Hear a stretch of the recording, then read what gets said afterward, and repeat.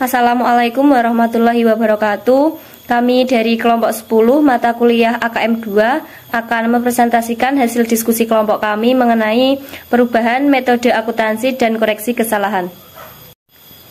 Anggota kelompok kami terdiri dari yang pertama, saya sendiri, Aprilia Dewi Astuti, yang kedua, Titi Prasetyo Triswantari, yang ketiga, Margareta Verna Lucy Yenianse, dan yang terakhir adalah Melania Iviola Lumbu. Untuk yang pertama akan saya sampaikan mengenai penyebab utama perubahan metode akuntansi itu dapat diikhtisarkan sebagai berikut. Yang pertama yaitu suatu perusahaan setelah mengalami atau mendapat informasi baru dapat mengubah estimasi pendapatan atau bebannya. Kemudian yang kedua, karena perubahan kondisi ekonomi, perusahaan mungkin perlu mengubah metode akuntansi untuk dapat lebih jelas mencerminkan situasi ekonomi saat ini. Kemudian yang ketiga, badan pembuat standar akuntansi mewajibkan penggunaan metode atau prinsip akuntansi yang baru. Kemudian yang keempat, manajemen mendapatkan tekanan untuk melaporkan kinerja yang menguntungkan. Nah, dengan membuat perubahan akuntansi dapat seringkali menghasilkan laba bersih yang lebih tinggi sehingga disukai dari sisi manajemen. Kemudian yang selanjutnya yaitu mengubah metode akuntansi. Suatu angka laba yang menguntungkan dapat mempengaruhi investor dan posisi likuiditas yang kuat yang dapat mempengaruhi kreditor. Akan tetapi, angka laba yang terlalu menguntungkan dapat memberi amunisi kepada para negosiator, serikat pekerja, dan pembuat kebijakan pemerintah selama membicarakan tawar-menawar. Oleh sebab itu, para manajer mungkin memiliki motif laba yang berbeda-beda tergantung pada waktu dan siapa yang ingin mereka pengaruhi. Kemudian, terdapat beberapa alasan mengapa perusahaan memilih metode akuntansi tertentu. Yang pertama adalah karena biaya politik. Semakin besar perusahaan dan terlihat lebih politis, semakin besar para politis sehingga pembuat peraturan mencurahkan perhatian kepada perusahaan tersebut. Kemudian yang kedua, karena struktur modal. Sejumlah studi telah mengindikasikan bahwa struktur modal perusahaan dapat mempengaruhi pemilihan metode akuntansi. Sebagai contohnya, perusahaan dagang, rasio hutang terhadap ekuitas yang tinggi akan sangat tergantung pada perjanjian hutang. Kemudian yang ketiga ada pembayaran bonus. Jika pembayaran bonus dilakukan kepada manajemen berkaitan dengan laba, maka dapat dikatakan bahwa manajemen akan memilih metode akuntansi yang memaksimalkan pembayaran bonus mereka. Kemudian yang keempat, memperlancar laba. Kenaikan laba yang substansial dapat mengundang perhatian dari para politisi, pembuat peraturan, dan pesaing. Selain itu, kenaikan laba yang besar juga dapat menciptakan masalah bagi manajemen karena hasil yang sama akan sulit dicapai pada tahun berikutnya. Perubahan akuntansi. Profesi akuntansi telah membuka dua kategori utama dari perubahan akuntansi. Untuk kategori yang pertama, perubahan estimasi akuntansi, dan untuk kategori yang kedua, perubahan prinsip akuntansi. Alternatif disarankan untuk melaporkan perubahan akuntansi. Pernyataan kembali laporan keuangan yang disajikan untuk periode sebelumnya untuk mencerminkan dampak dari perubahan tersebut. Menyesuaikan saldo awal akun laba ditahan dari periode berjalan untuk pengaruh atau efek kumulatif perubahan. Dan yang kedua, tidak membuat penyesuaian atas laporan yang disajikan pada periode sebelumnya. Melaporkan efek kumulatif perubahan yang terjadi pada tahun berjalan sebagai pencatatan langsung ke laba ditahan. Yang ketiga, sama dengan nomor 2, kecuali melaporkan efek kumulatif perubahan tersebut sebagai pos khusus dalam laporan laba rugi daripada langsung ke laba ditahan. Lanjutannya untuk nomor 4, melaporkan efek kumulatif pada tahun berjalan, seperti pada nomor 3, tetapi juga menyajikan informasi pro forma yang terbatas untuk seluruh periode sebelumnya yang masuk ke dalam laporan keuangan. Dan yang kelima, membuat perubahan menjadi efektif hanya untuk periode berjalan, dan yang akan datang dengan tidak melakukan penyesuaian susulan. Perubahan estimasi akuntansi. Perubahan estimasi akuntansi terjadi ketika estimasi yang dibuat perlu direvisi untuk mencerminkan situasi bisnis yang terjadi secara lebih akurat. Contoh area di mana perubahan estimasi akuntansi seringkali diperlukan adalah antara lain: yang pertama, piutang tak tertagih. Yang kedua, masa manfaat dari aktiva yang disusutkan atau aktiva tak berwujud. Yang ketiga, nilai dari sisa aktiva yang disusutkan.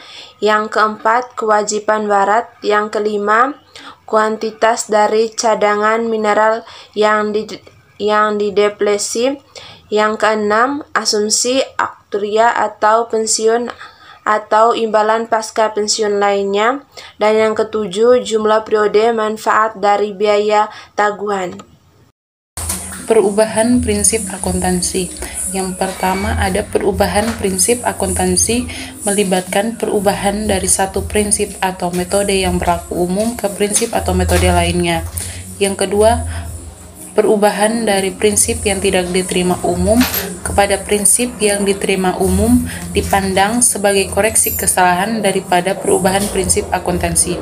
Yang ketiga, perusahaan dapat memilih prinsip akuntansinya, namun demikian jika ia dapat menjustifikasikan suatu perusahaan dikarenakan sebuah pemberitahuan baru dari otoritas badan pembuat standar akuntansi atau karena perubahan situasi ekonomi.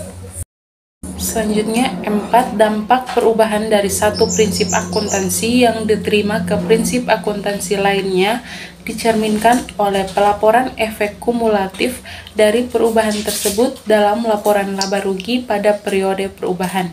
Yang kelima, penyesuaian kumulatif ditampilkan sebagai pos yang terpisah pada laporan laba rugi setelah pos-pos luar biasa dan sebelum laba bersih. Yang keenam, ketika suatu perubahan prinsip akuntansi yang terjadi, laporan keuangan untuk seluruh periode laporan sebelumnya guna kepentingan komparatif dengan laporan keuangan tahun berjalan disajikan seperti yang dilaporkan sebelumnya. Selanjutnya, koreksi kesalahan. Yang pertama ada koreksi kesalahan tidak dipandang sebagai perubahan akuntansi, tetapi perlakuannya diatur khusus dalam APB Opinion nomor 28 dan dikuatkan lagi dalam FASB Statement nomor 16. Yang kedua, dampaknya kesalahan akuntansi yang dilakukan di tahun-tahun sebelumnya yang belum dikoreksi atau belum dibalik dilaporkan sebagai koreksi periode sebelumnya dan dicatat langsung ke laba ditahan. Nah, selanjutnya jenis-jenis kesalahan. Yang pertama ada kesalahan-kesalahan yang ditemukan dalam kondisi prosedur akuntansi yang normal. Kedua, kesalahan-kesalahan yang terbatas pada akun-akun neraca. Ketiga, kesalahan-kesalahan yang terbatas pada akun-akun laba rugi. Keempat, kesalahan-kesalahan yang mempengaruhi baik akun-akun laba rugi maupun akun-akun neraca. A. Kesalahan-kesalahan pada laba bersih yang ketika ditemukan otomatis saling mengoreksi di periode fiskal berikutnya. B. Kesalahan-kesalahan pada laba bersih yang ketika tidak ditemukan tidak secara otomatis saling mengoreksi di periode fiskal berikutnya. Kesalahan dalam neraca. Yang pertama, kesalahan-kesalahan ini hanya akan mempengaruhi penyajian akun aktiva, kewajiban atau ekuitas pemegang saham. Contohnya adalah klasifikasi piutang jangka pendek sebagai bagian dari investasi, klasifikasi wesel bayar sebagai utang usaha, dan klasifikasi aktiva pabrik sebagai persediaan. Kedua, reklasifikasi atas pos-pos tersebut ke posisi yang benar diperlukan apabila kesalahan ditemukan. Jika laporan komparatif yang mencakup tahun kesalahan telah dibuat, maka neraca untuk tahun kesalahan tersebut akan dinyatakan kembali secara benar. Kesalahan dalam laporan laba rugi. Kesalahan-kesalahan ini hanya akan mempengaruhi penyajian akun-akun nominal dalam laporan laba rugi. Kesalahan-kesalahan yang melibatkan klasifikasi yang tidak benar atas pendapatan atau beban, seperti mencatat pendapatan bunga sebagai bagian dari penjualan, pembelian sebagai beban piutang ragu-ragu, dan beban penyusutan sebagai beban bunga. Kesalahan klasifikasi dalam laporan laba rugi tidak memiliki pengaruh terhadap neraca dan laba bersih. Alternative resources. Kesalahan yang paling menyeimbangkan adalah kesalahan yang akan di-offset atau dikoreksi selama 2 periode. Yang kedua, ada kesalahan yang tidak saling menyeimbangkan, yaitu kesalahan yang tidak di-offset dalam periode akuntansi berikutnya. Misalnya, tidak mengkapitalisasi peralatan yang memiliki umur manfaat 5 tahun.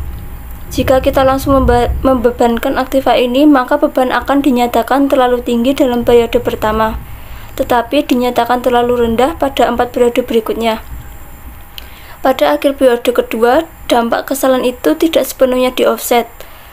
Laba bersih dinyatakan dengan benar hanya secara agregat pada akhir tahun kelima, karena aktiva telah disusutkan sepenuhnya. Jadi, kesalahan yang tidak saling menyeimbangkan adalah kesalahan yang memerlukan lebih dari 2 periode untuk mengkoreksinya.